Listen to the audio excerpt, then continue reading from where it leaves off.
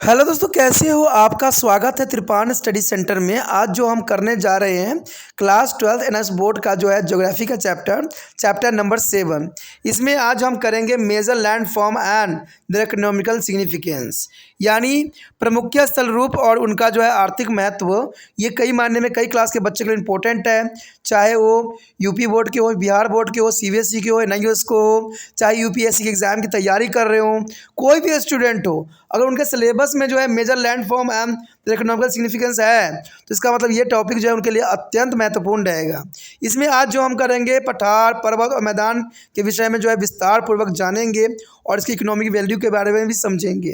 लेकिन आपको पता है ये सब तब होगा जब हम चैप्टर स्टार्ट करेंगे। लेकिन चैप्टर स्टार्ट करने से पहले एक बात जो मैं हमेशा कहता हूँ, जिसको आपको सोचना भी चाहिए, विचार भी करना चाहिए और अमल भी करना चाहिए, वो ये है कि जब भी वीडियो देखिए पूरा देखिए, क्योंकि अधूरा जानकारी सदैव खतरनाक होता है। साथ में एक इंपॉर्टेंट बात ये भी रहता है, अगर आप पहली बार वीडियो देख रहे हो तो लाइक शेयर सब्सक्राइब करना मत भूलना, क्योंकि दोस्तों लाइक कीजिएगा तो बनाने वाले का मनोबल बढ़ता है, सब्सक्राइब कीजिएगा तो इससे ये होता है कि जब भी मैं कोई वीडियो डालूंगा उसका नोटिफिकेशन आपको समय रहते मिल जाएगा। और देखिए शेयर का मतलब ये होता है कि आपके थ्रू ना जाने किन बच्चों को हेल्प मिल जाए, ये आप भी नहीं जानोगे, इसलिए जो है आप शेयर जरूर करो, ठीक है। व्हाट्सएप स्टेटस पे भी लगाओ। दोस्तों एनएसएस सेंटर जो है कई मानने में बहुत से बच्चों के लिए हेल्पफुल है, चाहे वो 8th क्लास हो, 9th 10th 11th 12th हो, चाहे वो एनआईओएस बोर्ड के बच्चे हों, ठीक है, चाहे बीए एमए के बच्चे हो, सभी क्लासों के लिए कुछ ना कुछ जो है त्रिपान एनएसएस सेंटर में उपलब्ध है। तो इसलिए आपके लिए ज़रूरी है कि आप सब्सक्राइब करके इसको चैनल को जो है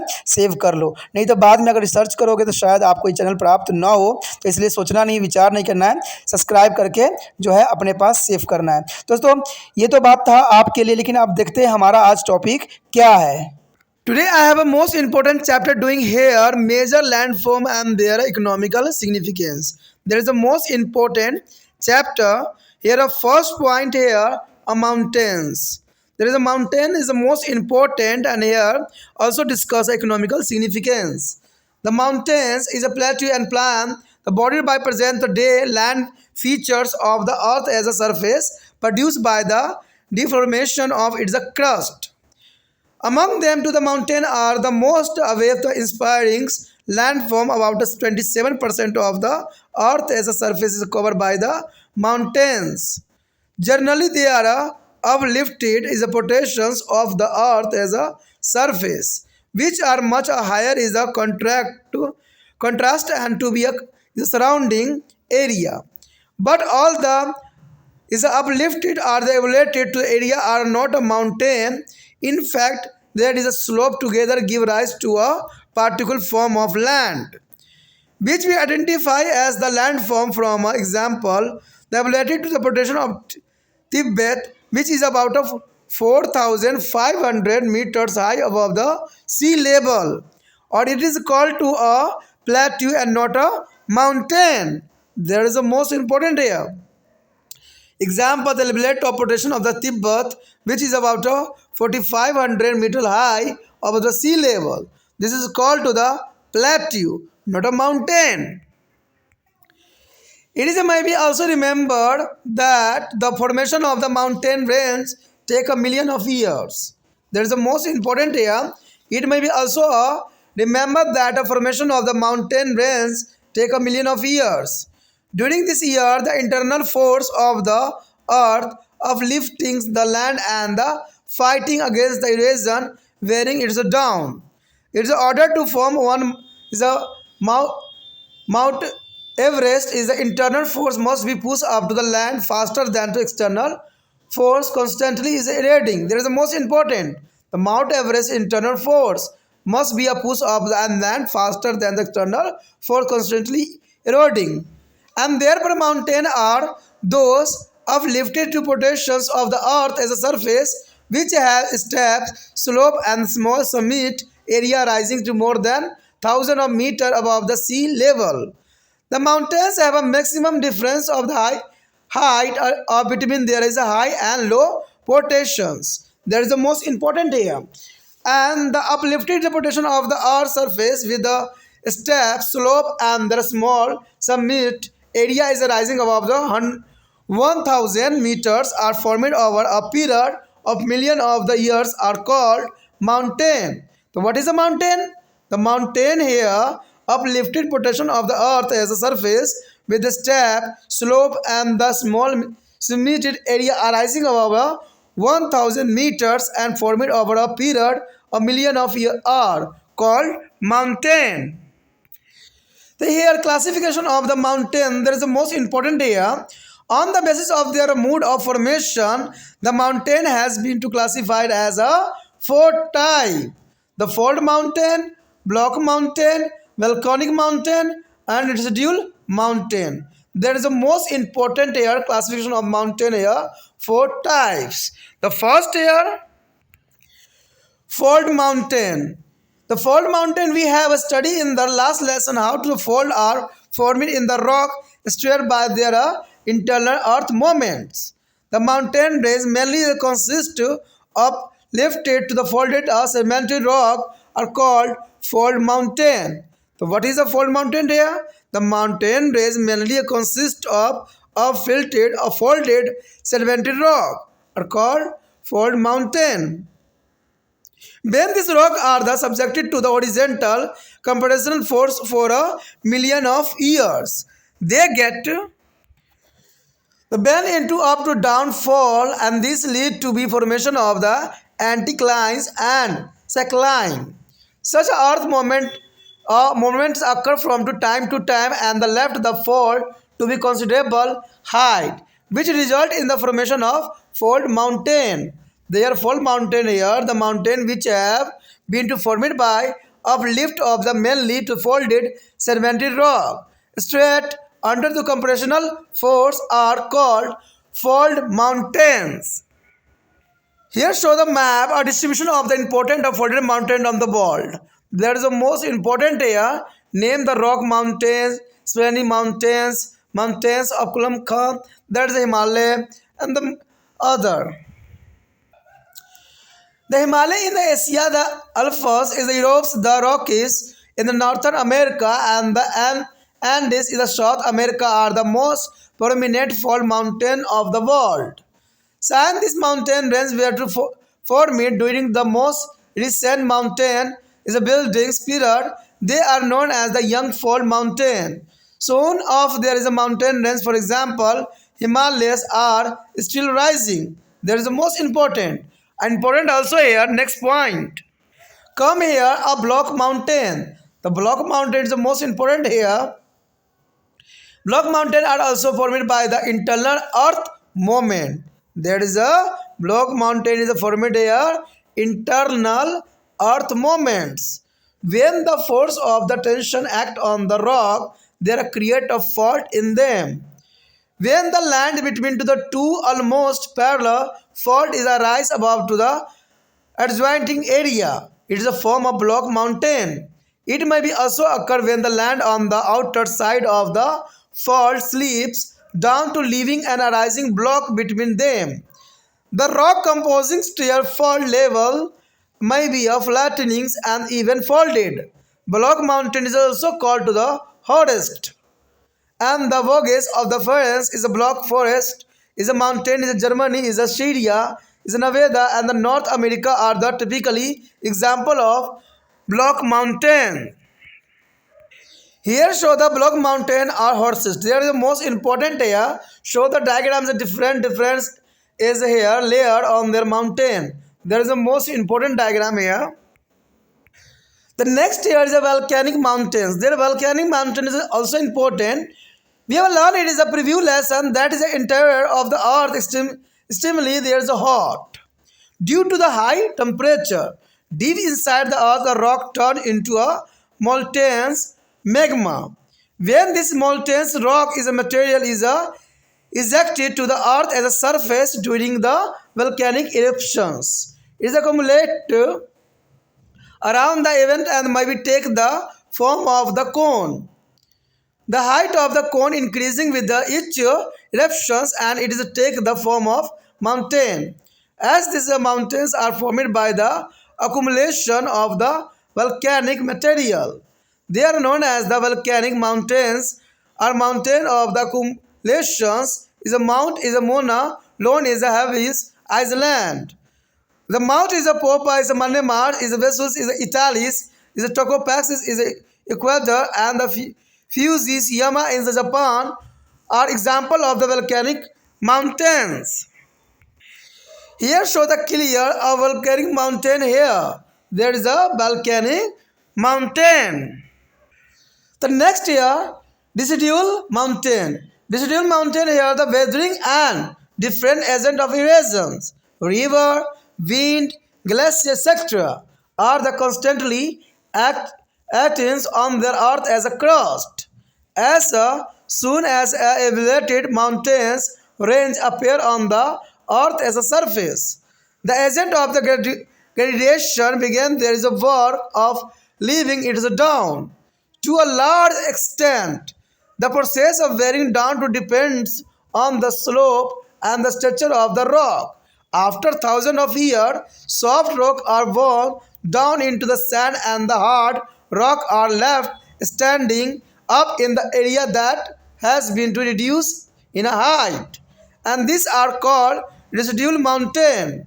The hill like a Nilgiri and Prasant, the Rajmahal and the Aravallis in India, for example of residual mountain. Friend, here the most important example here, Nilgiri, Prasant, Rajmahal and the Aravalli hill in India. There is example of residual mountain. Here show the most important residual mountain here. There is a most important diagram. There is a first, second and third. There are mountain residual mountain here.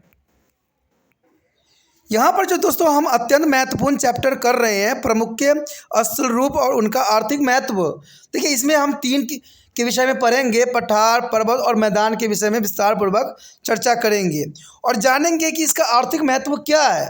तो सबसे पहले हमारे समक्ष जो आया है point वो है पर्वत। देखिए पर्वत के विषय में हम विस्तार पूर्वक जानेंगे और इसकी जो है आर्थिक महत्व पर भी हम प्रकाश डालेंगे, तो इससे जो है इम्पोर्टेंट हमारे साथ रहेगा। तो चलिए देखते हैं पर्वत में क्या कुछ बताया गया और क्या समझाने की कोशिश यहाँ पर की गई है। कहते हैं धरातल पर विद्यमान तीन विस्तृत स्थल रूप है, या तो पठार हो सकती है, पर्वत हो सकती है, मैदान हो सकती है, जो भूपट्टी के जो है विरूपण का परिणाम है। इसमें से पर्वत सबसे रहस्यमयी रचना होती है। पर्वत की रचना जो हुई है बहुत ही रहस्यमयी हुई है। पर्वतों द्वारा पृथ्वी की संपूर्ण सतह का जो है 27% भाग घिरा हुआ है। पर्वत पृथ्वी की सतह के ऊपर उठे हुए भाग हैं जो आसपास की भूमि से बहुत ही ऊंचे हैं, परंतु धरातल के सभी ऊपर उठे हुए भाग पर्वत नहीं कहलाते हैं। यानी उठे हुए भाग जो है पर्वत नहीं कहलाते हैं। किसी भी असल रूप के पहचानने के लिए ऊंचाई और ढाल दोनों को जो है सम्मिलित किया जाता है। यानी हर उठा हुआ चीज़ को जो है हम पर्वत नहीं कह सकते। इसके लिए आपको थोड़ा सा जो है ज्योग्राफिकली दिमाग लगाना पड़ेगा। कहते हैं ऊंचाई और ढाल दोनों को सम्मिलित इसमें किया जाता है और इसे नाते जो है तिब्बत की जो है ऊपर उठी हुई भूमि पर्वत नहीं कहलाएगी। इसकी ऊंचाई समुद्र तल से कम 4500 मीटर है, तो इसको हम पर्वत नहीं कहेंगे, ये एक मैदानी क्षेत्र कहलाएगा। यहाँ ध्यान रखने योग्य बात यह है कि पर्वत श्रेणियों के बनने में लाखों वर्ष लगते हैं। देखिए पर्वत जो है एकाएक नहीं बनता, इसको बनने में बहुत लाखों साल लगते हैं और इस लंबी अवधि में आंतरिक बल जो है भूमि के ऊपर उठने में व्यस्त रहते हैं। यानी धीरे धीरे जो है भूमि के आंतरिक पार्ट जो है ऊपर की तरफ उठते रहते हैं। तो इसके विपरीत बाहरी बल इस पर ऊपरी जो उठी भूमि काटने, छाटने और अवरुद्ध करने में जुटे हुए रहते हैं और इस तरह जो है पर्वत का निर्माण होता है। माउंट एवरेस्ट ऐसे ऊंचे एक पर्वत श्रृंखला का निर्माण तभी हो पाता है जब आंतरिक बल का जो है पर्वत जो निर्माणकारी या जमीन के ऊपर उठाने वाले कार्य जो है बाहरी बलों के अपर्दन कार्य की अपेक्षा अधिक द्रुत गति से होता हो।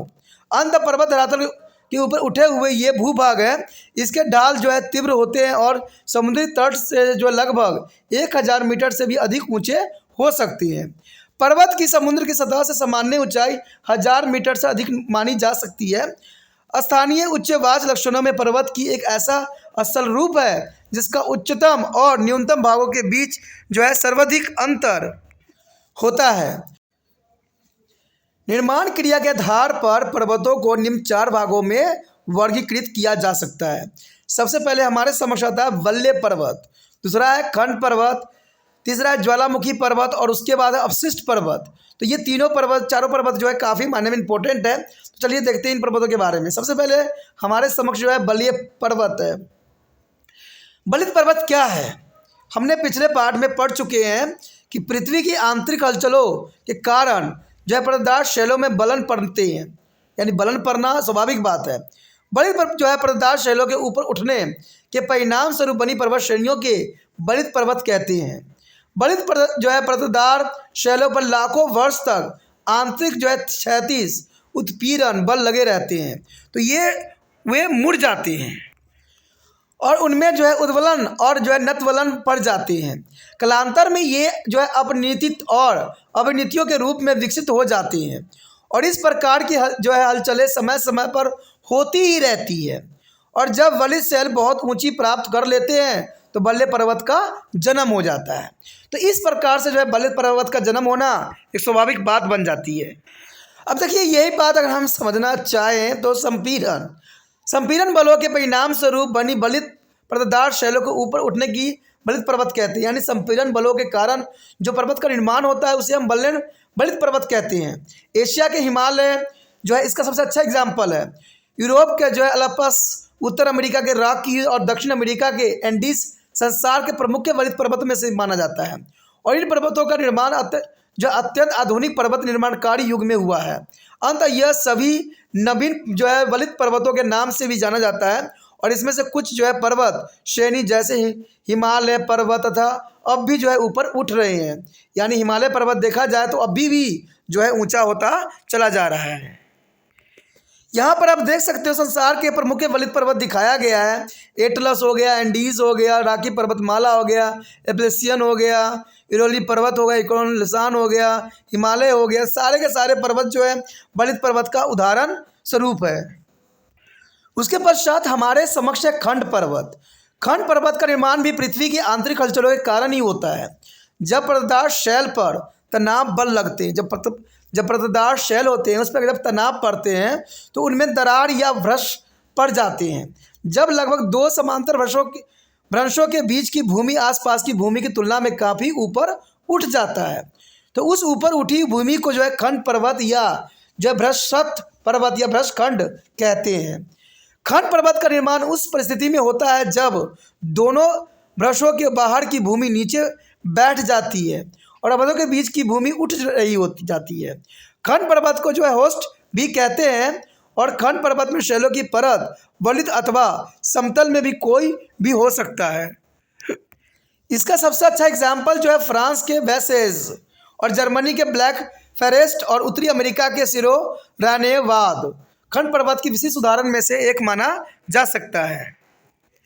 देखिए, खंड पर्वत जो है कुछ इस प्रकार से आपको देखने को मिलेगा। यहाँ पर आप देख सकते हो कि एक साइड जो है ज़मीन धंस गई है और दूसरी साइड जो है ज़मीन ऑटोमेटिक ऊपर उठ रही है। तो ये खंड पर्वत का सबसे अच्छा एग्जाम्पल है। ठीक है, तो ये बहुत ज़रूरी बात है। देखिए, यहाँ पर एरो से भी दिखाया गया कि एक तरफ धंस रही है, एक तरफ उठ रही है। उसके पश्चात हमारे समक्ष अत्यंत महत्वपूर्ण है ज्वालामुखी पर्वत।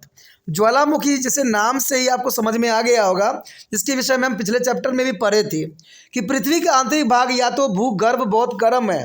ये तो आपको भी पता है कि जो आंतरिक भाग है बहुत ही गर्म है। भूगर्भ के गहरे भागों में अत्यधिक तापमान के कारण ठोस शैले द्रव्य जो है मैग्मा में बदल जाते हैं। जब यह पिघला हुआ शैल पदार्थ ज्वालामुखी के उद्गार में जो है भूगर्भ से धरातल पर आता है तो वह मुख के चारों ओर इकट्ठे हो जाते हैं और ये जमकर जो है शंकु का रूप धारण कर सकता है। ज्वालामुखी के प्रत्येक उद्गार के साथ इस शंकु की ऊंचाई बढ़ती ही चली जाती है और इस प्रकार वह पर्वत का रूप ले लेता है। पर्वत जो ज्वालामुखी से निकले पदार्थों के जमा होने से बनते हैं उन्हें ज्वालामुखी पर्वत कहते हैं। संग्रहित पर्वत जो पर्वत भी कहलाते हैं, इसको संग्रहित पर्वत के नाम से भी जाना जाता है।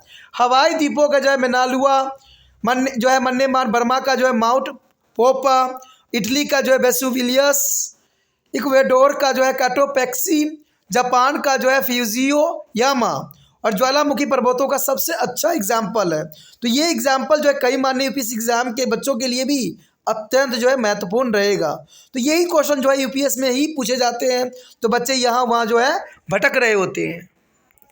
यहाँ पर आप देख सकते हो ज्वालामुखी पर्वत, जो कि बहुत काफ़ी इंपॉर्टेंट दर्शाने की कोशिश किया गया है।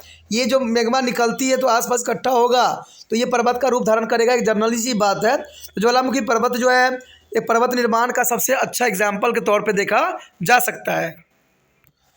उसके पश्चात जो हमारा अगला है अवशिष्ट पर्वत। अवशिष्ट पर्वत क्या है? अपक्षय या अपरदन के विभिन्न कारक हैं। नदियाँ, पवन, हिमानी आदि धरातल पर जो है निरंतर कार्य करते ही रहते हैं। ये भूपट्टी की ऊपरी समतल को कमजोर करने के साथ उसे काटते छांटते रहते हैं। जैसे कि धरातल पर किसी पर्वत श्रेणी का उद्भव होता है तो क्रमण के कारक जो है अपरदन द्वारा उसे नीचा करना शुरू कर देते हैं। अपरदन कार्य शैलों की बनावट पर बहुत ही निर्भर करता है। हजारों वर्ष के बाद मुलायम शैलों कटकर बह जाते हैं तथा कठोर शैलों में बने भूभाग जो है उच्च भूखंडों के रूप में ही खड़े रहते हैं। इन्हें ही हम अवशिष्ट पर्वत कहते हैं। यानी देखा जाए तो उच्च भूखंडों के रूप में ही खड़े रहते हैं, जिसे हम अवशिष्ट पर्वत कहते हैं। भारत की अगर देखा जाए तो नीलगिरी इसका सबसे अच्छा एग्जाम्पल है, और पार्श्वनाथ तथा जो है राजमहल की पहाड़ियाँ अवशिष्ट अवशिष्ट पर्वतों के सबसे अच्छा एग्जाम्पल के तौर पे देखा जा सकता है।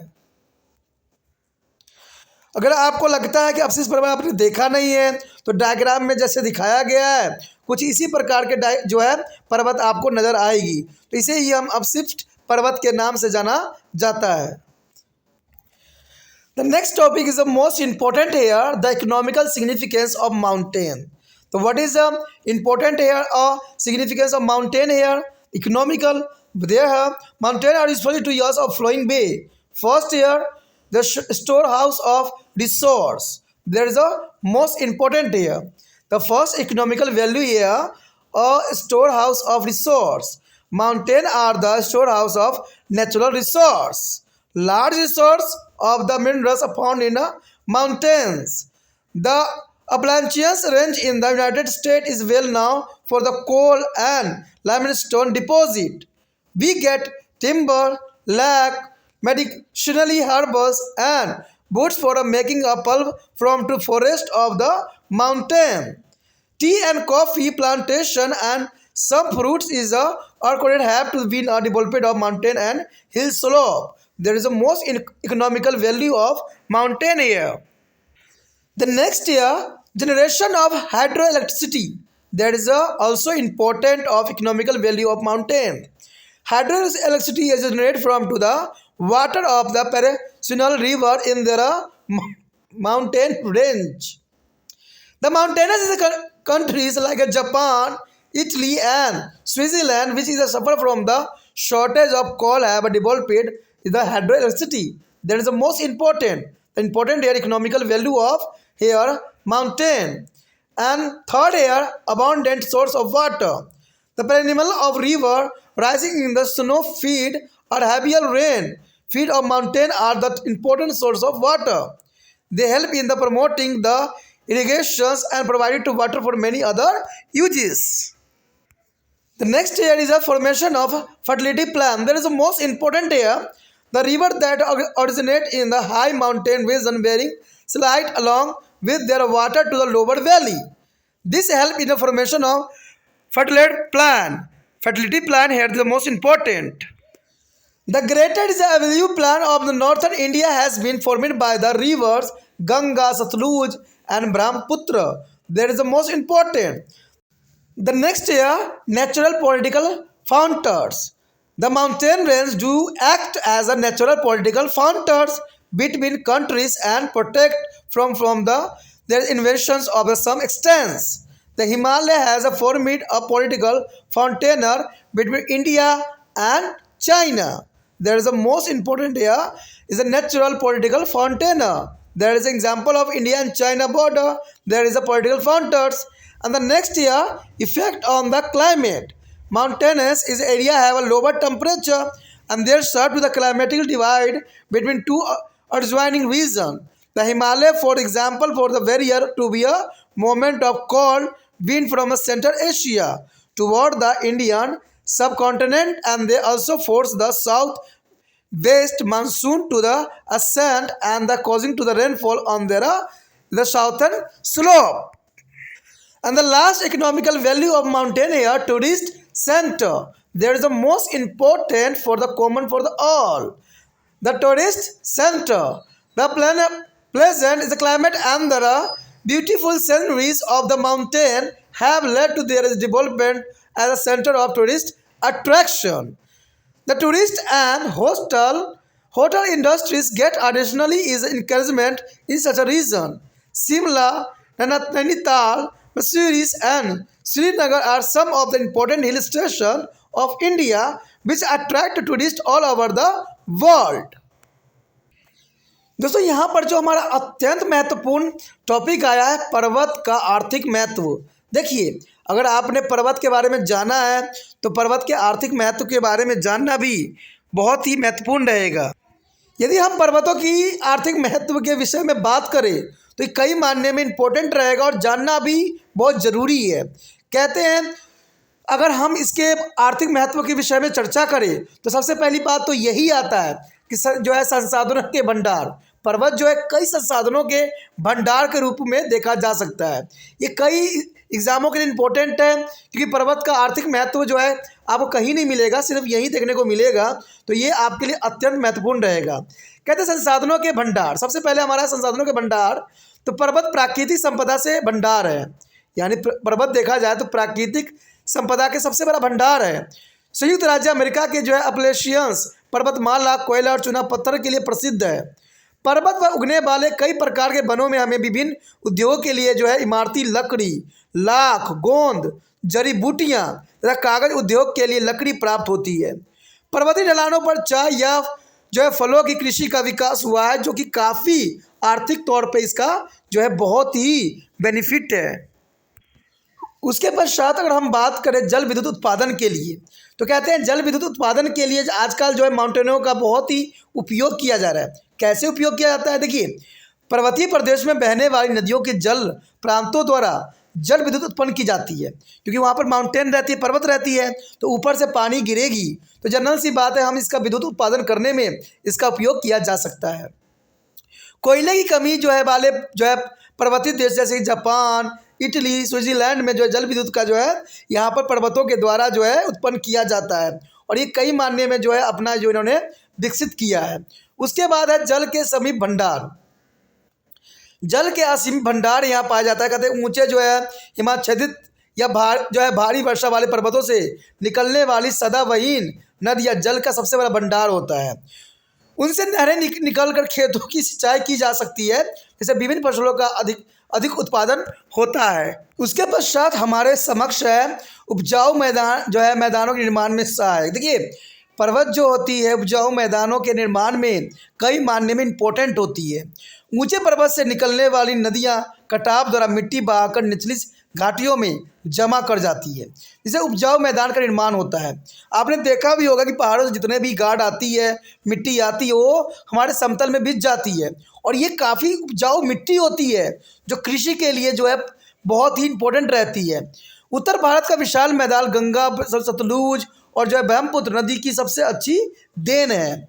उसके पश्चात अगर हम राजनीतिक सीमाओं की बात करें तो पर्वत दो देशों के बीच जो है राजनीतिक सीमाएं बनाते हैं तथा जो है कुछ हद तक आपसी आक्रमण से भी बचाते हैं। हिमालय पर्वतमाला भारत और चीन के बीच राजनीतिक सीमा बनाए हुए हैं, इससे जो है उनको जो है भारत पर अटैक करने में भी बहुत ही दुष्कर कार्य लगते हैं। उसके पश्चात हमारे समक्ष जलवायु पर प्रभाव। देखिए, पर्वतों पर नीचे तापमान पाए जाते हैं। आपने देखा होगा कि पर्वतों पर जाने से जो होता है वहाँ पर काफ़ी नीचा तापमान पाया जाता है, यानी बहुत ठंड होता है।